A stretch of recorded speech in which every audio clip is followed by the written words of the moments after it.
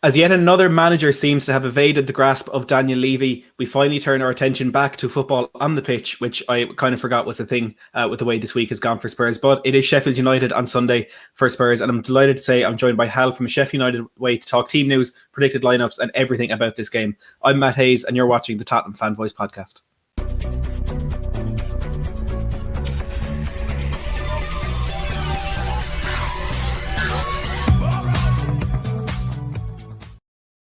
Hello and welcome back to Matt Hayes' Tottenham Blog. For those of you who can bear to listen to chat about Spurs the way this week has gone for us. But look, a fun 20-30 minutes ahead. I'm delighted to say, as I said, joined by Hal from Sheff United Way. Hal, thank you so much for your time today, and how are you getting on?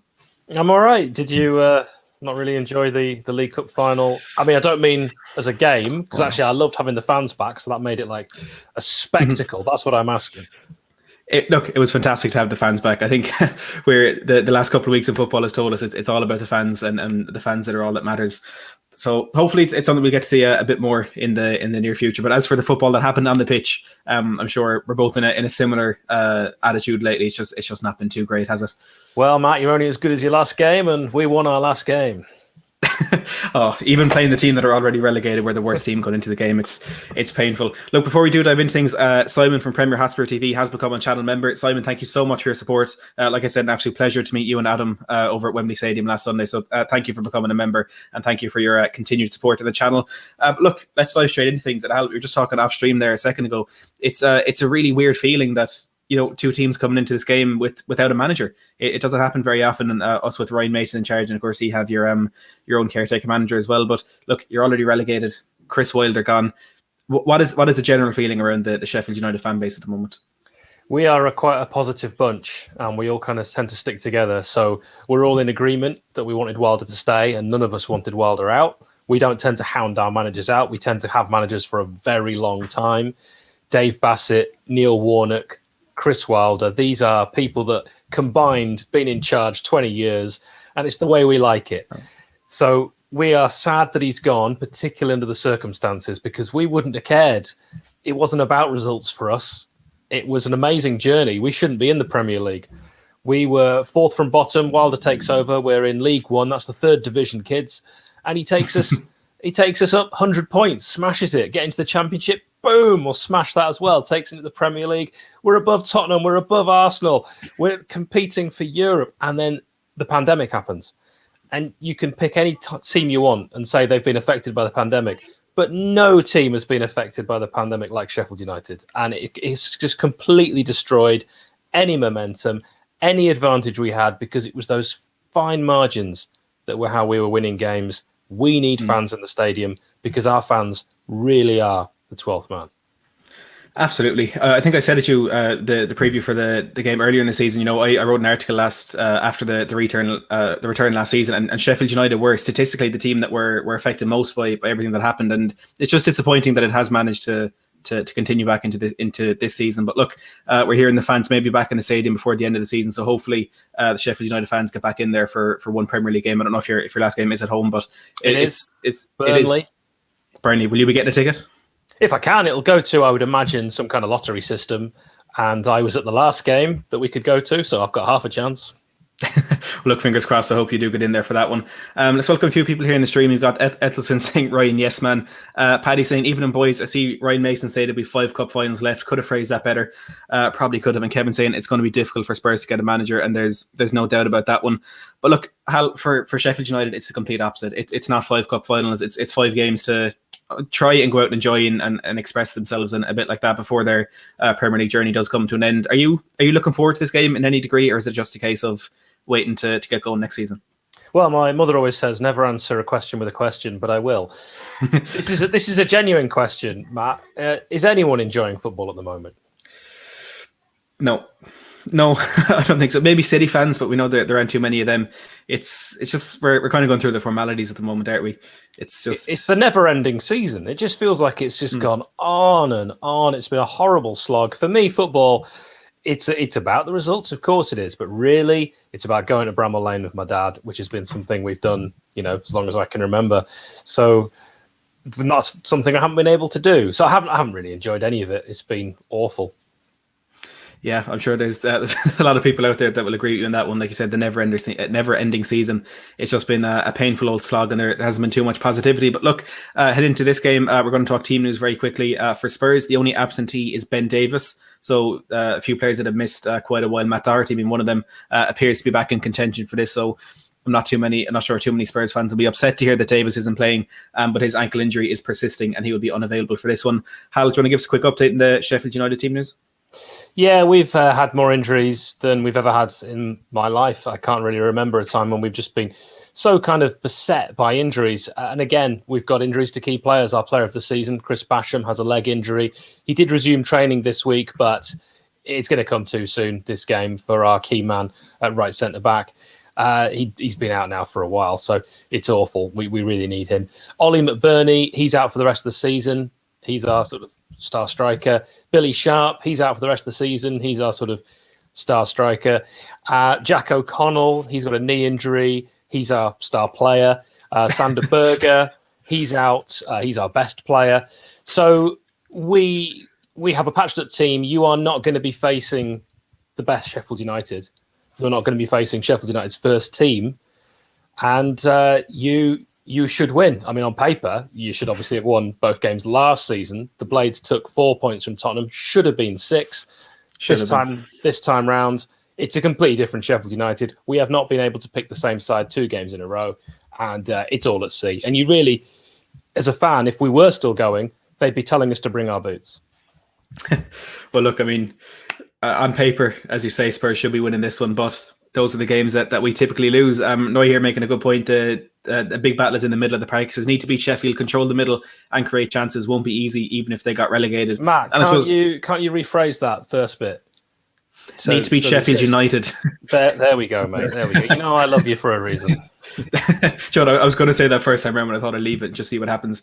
Yeah, look, the middle of the park, I think, has been a very important position in the pitch for a lot of Spurs games lately. It's where I feel we, for the most part, lost the cup final on Sunday, and this is one where he should have enough power, should have enough quality in there, because, as you say, Hal, Sander Berge not being available for this one, having missed the majority of the season. Who would you expect to be that midfield trio for Sheffield United, if you can even muster up a prediction?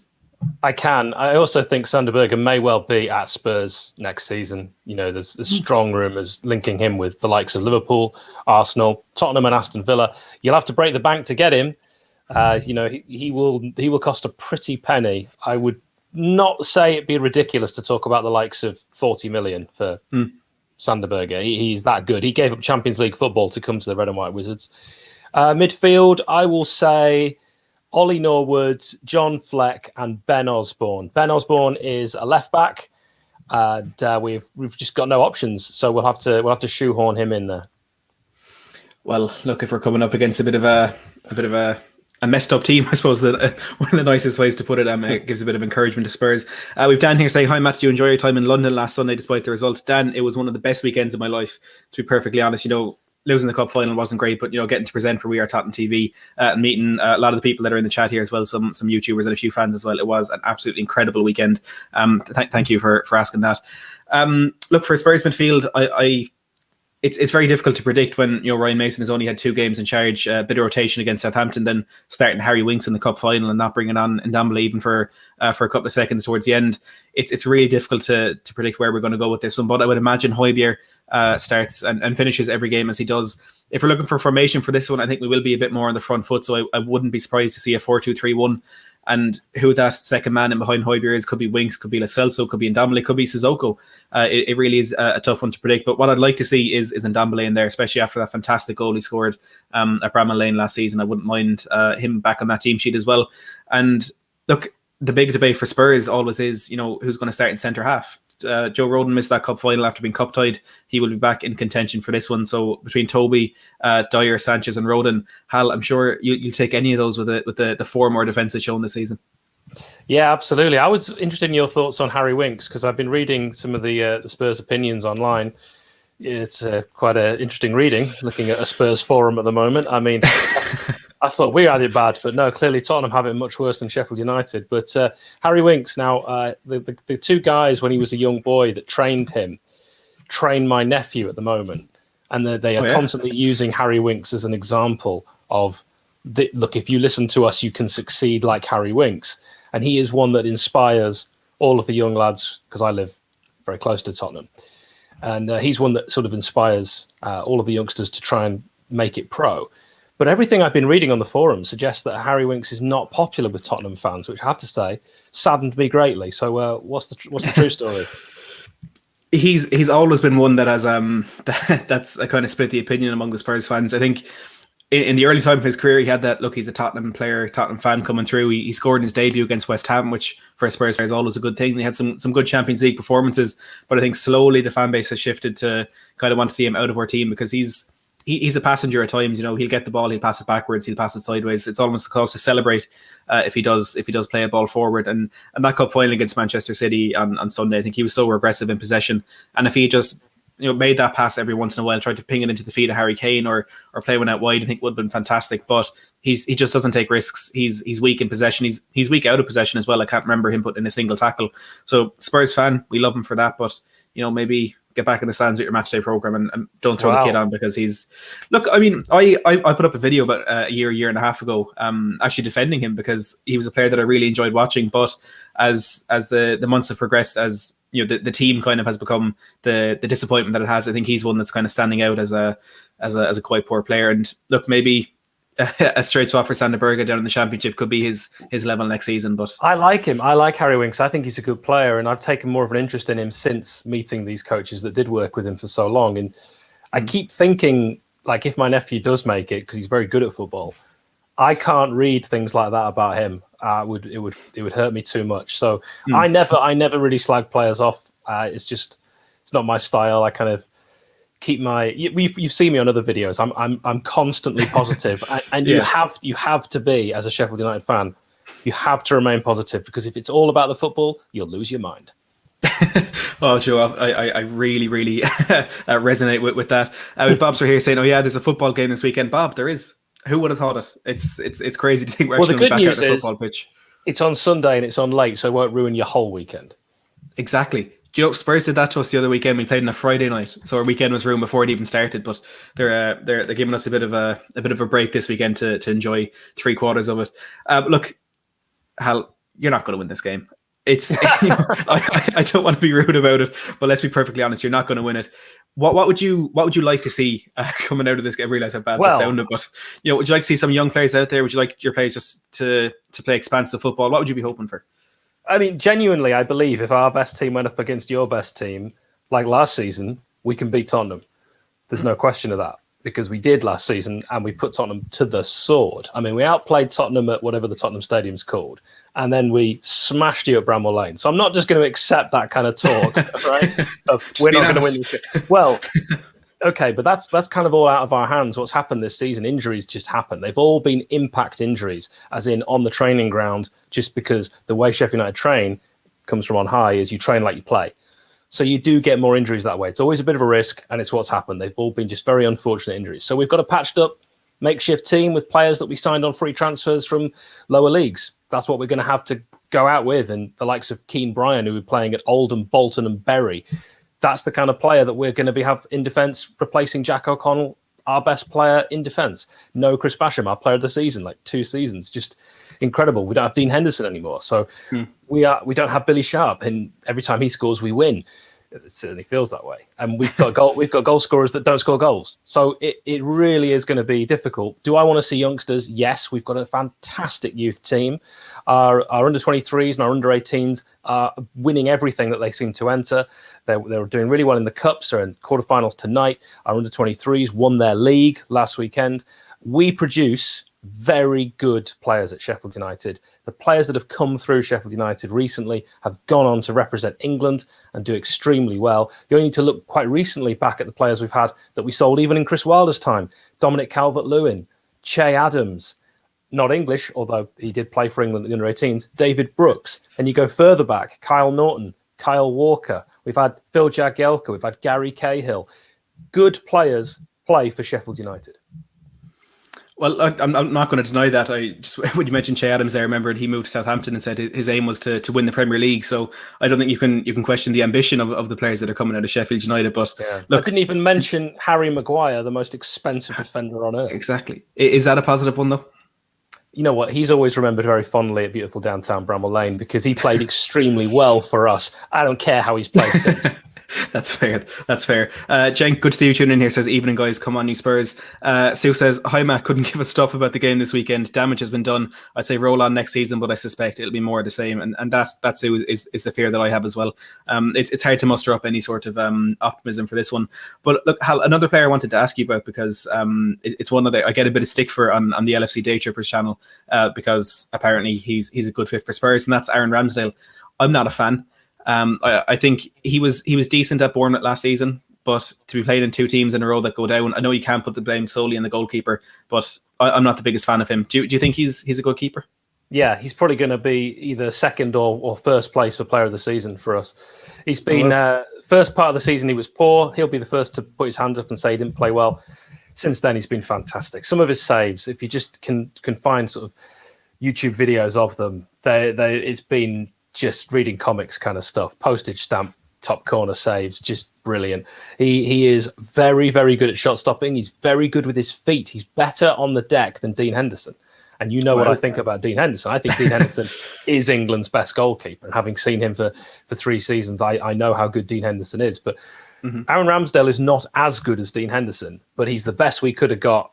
Possibly Martinez. I like him at Villa, and I know we were linked with him, but Villa throw around wages like no one's business, so we can't compete with that. So we have to, fish in the market that we can.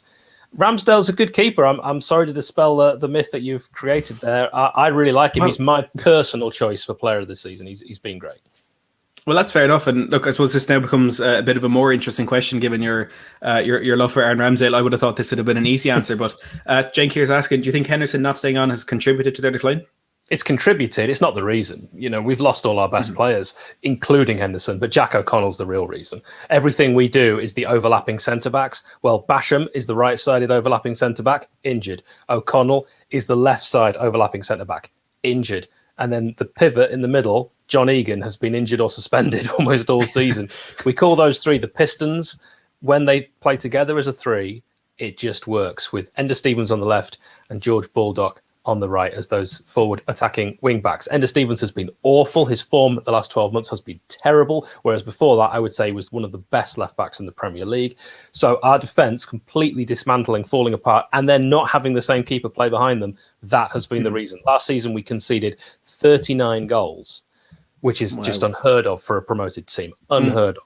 It's actually the best record for a promoted team. There are teams that have done better when they've been promoted, like Newcastle. And Leeds are doing very well this season, although still doing, still finished higher than I think they will. So that's been it. This season, we've continued to just leak goals. Last season, we didn't score a lot of goals. We actually only scored 39 as well. This season, we've scored even less. We've only scored 18 goals, which is unbelievable. I actually didn't know that. Unbelievable. The record, we need to score 3 more goals to beat the worst ever record. God. Well, look, if Dyer and Sanchez start on Sunday, I'm sure you'll smash that out of the park on that one. But speaking of the importance there of those 2 defenders, would you have any concern that they'd move on to other Premier League clubs this summer? Big time. The big worry is that Jack O'Connell comes back and he's not the same player. That's a huge worry for us because his injury is so severe and he's been out all season. And he was all about his game being pacey. He's a big lad, he's strong, but he's quick. He has to be to get up that left, put crosses in, and then get back to stop counter-attacks. And he can do it. So we cannot afford to lose Jack O'Connell. He is literally our Virgil van Dijk. He's that important to us. He's the best centre-back I've ever seen at Sheffield United. And I'm including Harry Maguire and Phil Jagielka and Kyle Walker, who did play centre-back for us, because we had Carl Norton on the right, and then Spurs went and stole them. And then John Egan. Don't regret anything. He was a target last season for Everton. I wouldn't be surprised if they came back in for him. I don't know where he personally would fit at Everton because they've got a lot of defenders, and sometimes they have to put defenders at right back at Everton. They've got so many. Yeah, and I think both of their values have only gone up, even though we've had a terrible season. We actually have a super chat here from Will Stewart, a good friend of the channel. Will, thanks so much for the super chat. Anyone else, if you do want to throw a super chat in, we will make sure to get to that one. And Will, fantastic channel as well for any Spurs fans, if you do want to go check it out. Says, how does it feel to support a team coming in and out of the Premier League? Not banter, seriously want to know my future, what my future as a Spurs fan would be like. I didn't read the end of that before I brought it up. What's it like being that club? Well, great surname, first of all. I would say Spurs don't have anything to worry about like that. Spurs worries are completely different to Sheffield United's worries. You know, we're going to be in financial issues. We've got no manager. You've got no manager, but you can attract managers that people have actually heard of when they play Football Manager. We will be too sure about that. we will be looking at managers like Paul Heckingbottom and Jason Tindall. Right, you're actually interested in managers that people have heard of. So it's a different kettle of fish. Your worries are totally different. You won't get relegated.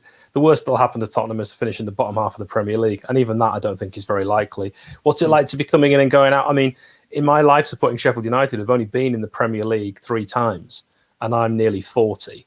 So we're not a yo-yo side.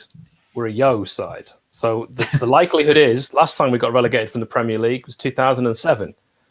And it took us 13 years to get back. I think it could easily take just as long again. Oh, I don't want that to happen because then we won't be able to do match previews like this, Hal. You got to come back up. There'll be cup games, mate. We always get Tottenham in the cup. Oh, look, fingers crossed we do. And just before we go, touching on that manager thing, because it is one of the worries that Spurs have. And look, the news we're getting in the last couple of days would suggest that perhaps we can't attract those managers, but I'm sure it's a much more difficult situation for Sheffield United. Do you think this will be resolved before the end of the season, or do you think it could be a long wait? And then who do you think might be the man in charge next season? Well, we did a video on our channel, the Sheff United Way. Check it out. There's interviews with former players, even if you don't support Sheffield United. I mean, players that played for Tottenham. Head over. We did a video about Alexander Blessing and Slavica Jokanovic, who were the bookies' favourites. That's why we picked them. Blessing didn't get his work permit, and Jokanovic is apparently someone that's no longer on our 5-man shortlist. So that was a waste of time doing that video. Tell me about it. We've got a 5-man shortlist. We don't know who's on the shortlist apart from Paul Heckingbottom. We don't know any of the other names. Would you be happy with him? No, of course not. No, I mean he's overseen our heaviest. He's overseen our heaviest ever Premier League defeat. We have just started leaking. Well. Yeah, we've started leaking goals. We did win against Brighton, but they're awful. And you know who'd want Graham Potter as a manager? So many Spurs fans. I don't agree. Wayne here with the £2 super chat says apologies late to the stream. Wayne, thank you very much for the support, and I apologize. We will be wrapping up shortly anyway. With Simon here. Simon, don't know if you were here, but thank you so much for becoming a member. Says big up Matt, great show, and let's hope for another 3 points this weekend. And look, let's hope for that 3 points. Hal, am I right in saying you don't do predictions? Well, I will now. I stopped doing them because we were losing every week. And I thought, if I stop doing predictions, maybe it'll turn. And you know what? I stopped doing predictions and we had our best spell. We beat Manchester United the first time I did it away at Old Trafford. So I was like, I'm not doing predictions ever again. But we've got relegated now, so who cares? Yeah, I'll give you a prediction. What is it? I'm going to say 4-0 to Tottenham Hotspur. I honestly wasn't sure you were going to say Spurs. I thought you were going to say 4-0 Sheff United, which, look, wouldn't surprise me. But yeah, look, I'm going to go with a comfortable win for Spurs as well. I think with Champions League football on the line, it's really all we have. It is all we have to play for, to hold on to a few of those men like Harry Kane. I think we need to get a good result in this one and spur us on towards the end of the season. Like Ryan Mason says, 5 cup finals that we have to play. But look, Hal, every single time I know I always say it, but I do mean it. Thank you so much for your time today. It is massively appreciated. Do you want to tell people what's coming up on your channel at 7 p.m. and then in the future as well? Yes, you are coming up, sir. This man, do please join us on our channel. There'll be lots of Spurs chat at 7 p.m. with Matt. We're doing the watch along as well during the game. Also, one other thing I'd like to promote, this is really for Tottenham fans. I also do a podcast which is interviews with former professional footballers. I've had on there Vinnie Jones, Chris Kamara, Alan Shearer, and the reason I'm bringing this to you is Gary Lineker. Gary Lineker talks about his time at Tottenham. He also talks very interestingly about how he nearly signed for Arsenal, but it all went wrong. Oh, wow. Exactly, before Tottenham. He'll explain why it all went wrong with George Graham, but it's a fascinating insight. The love for Spurs, some of his favourite goals he scored for Spurs. Just really, really interesting if you are a Tottenham fan. The podcast, it's free, wherever you get your podcasts from. You can search Once Upon a Time on the Pitch. Well, I'll be telling you, I'll definitely be heading over there after the stream, and everybody else, you should as well. And do make sure to tune into the Sheff United Way at 7 p.m. for a preview over there as well. We're talking a bit more about Spurs. But look, Hal, thank you very much for your time. Always appreciated. I just want to remind everyone who is watching as well that we are part of the Sports Social Podcast Network, the UK's only dedicated sport podcast network. So you can join the team or find the next show you love at www.sport-social.co.uk.